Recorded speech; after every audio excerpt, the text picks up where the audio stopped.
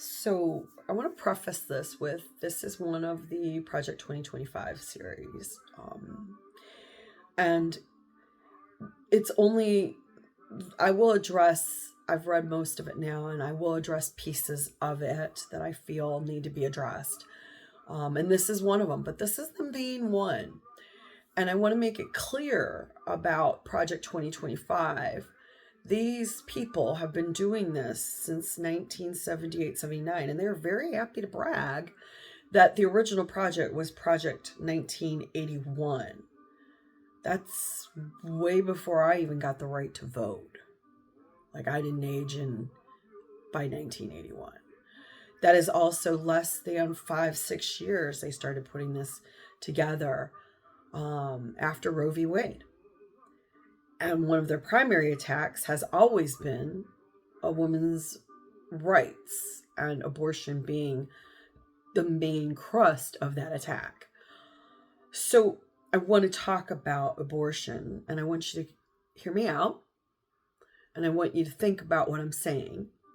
I get, and I'm probably going to touch on what you personally believe a little bit, but I'm going to try and make this brief so that you can think about what was said and think about Project 2025 and what they're really up to. So in the case of abortion is a medical procedure. We all know it's a medical procedure. And the question isn't whether or not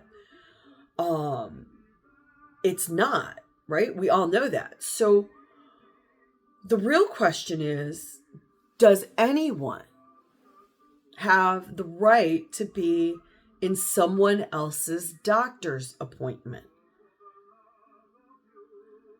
That is really what this comes down to. We have HIPAA laws, we have privacy laws that say no one is allowed to share your private information. Not even your doctors or their nurses, none of their medical staff, not lab technicians. It's illegal. So for a medical procedure, why does any government, why does anyone think they belong in your doctor's office? Let's then deal with the real elephant in the room.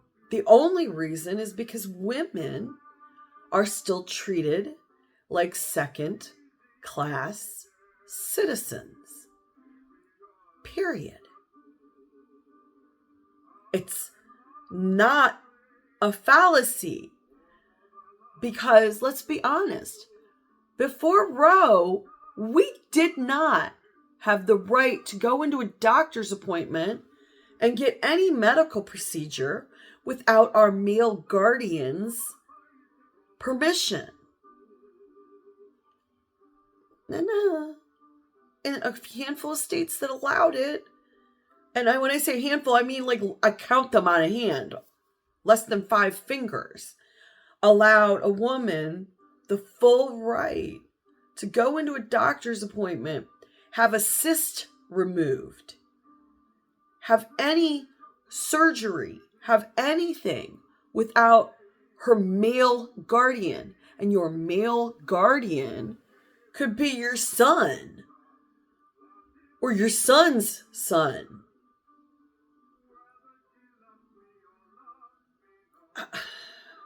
This is mind-boggling that we are still second-class citizens that can't have the privacy laws and HIPAA laws fully protect us from nosy people in the government, nosy people that want to be in our doctor's offices.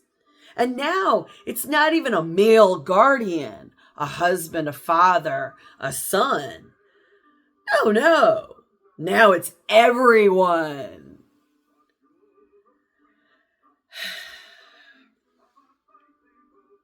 The real question is, does a woman have the right to her HIPAA and privacy laws? Does a woman have the right to her own body? Or are we just second-class citizens, basically cows that can be traded? Because let's be honest, the main legal question is, are women second-class citizens who do not and are not entitled to our privacy? Are we not afforded the same protections under the law? Take away all your morals, take away all your personal beliefs, take away all the religious beliefs. It comes down to, are we actual property or not? And some of you go, no, that's not true. But before Roe v. Wade, we didn't have the right to our own bank accounts without our male guardian's permission. We didn't have rights to our own credit cards without our male guardian's permission. Until they were all dead. Wow. So, if we take this into consideration, then we enter Project 2025. And of course, they make all of the moral, personal, religious arguments under the 1A. They have a twisted version of the 1A where they make this promise that under the guise of religious freedom, they're going to take women's rights away. And it's interesting because in the very next paragraph, and I'm not even joking, the very next paragraph, they basically say they want to expand the 1A, which is hilarious, but they want to expand the 1A into basically using it to enforce all of their own personal religious moral beliefs.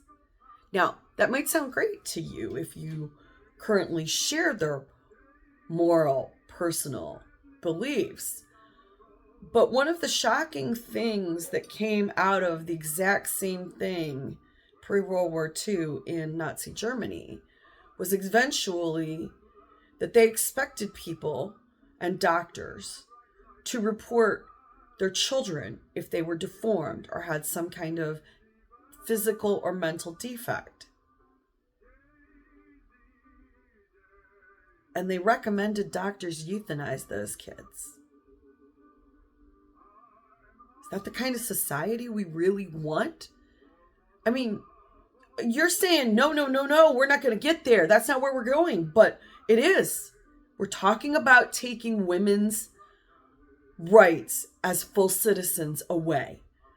We're talking about taking rights from over half of the population.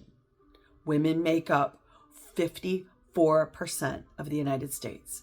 And we are talking about taking away their privacy and their privacy under the medical laws of HIPAA away from them completely. And states have done it already. With their Blue Book laws, they've already tried to enforce. They're already doing it. No HIPAA laws are protecting women from that violation. No privacy laws are protecting women from that violation. But the bigger question is, especially if you read that whole diatribe of over 900 plus pages, where will they stop if you give them the power to take 54% of the population and reduce them to second-class citizens?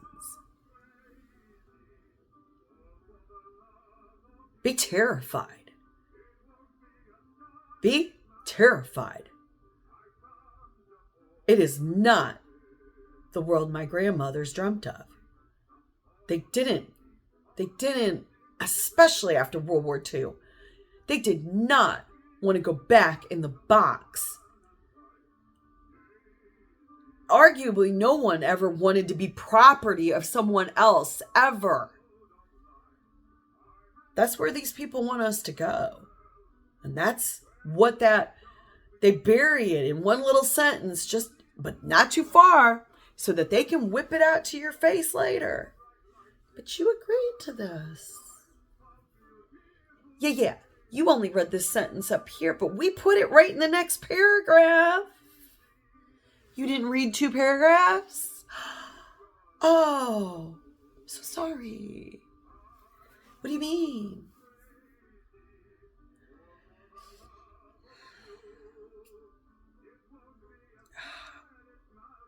The idea that women are not equal in 2024 is absurdity.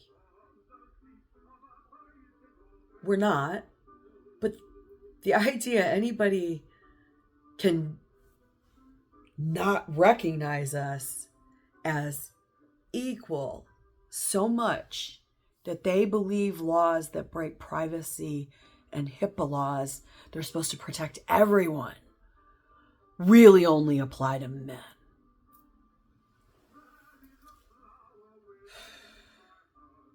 I'm blown away. And like I've said previously, with this Supreme Court, I don't know. I don't know. Even with the most women ever on the court, one of them is beholden to a man. So we may as well have just put his ass on the court. Ladies, I don't give a shit what you think on a political level. I don't care what you think on a moral level. Do you really want us going back to when you had to marry your rapist for the good of the family name? Because that's where they're taking us. And they're going to take us there fast if they get a chance. They have been doing this, and they admit it, since 1978-79. When they talk about the secret cabal, the secret society, the secret world order, bitches, they're talking about themselves. Think about it. Peace.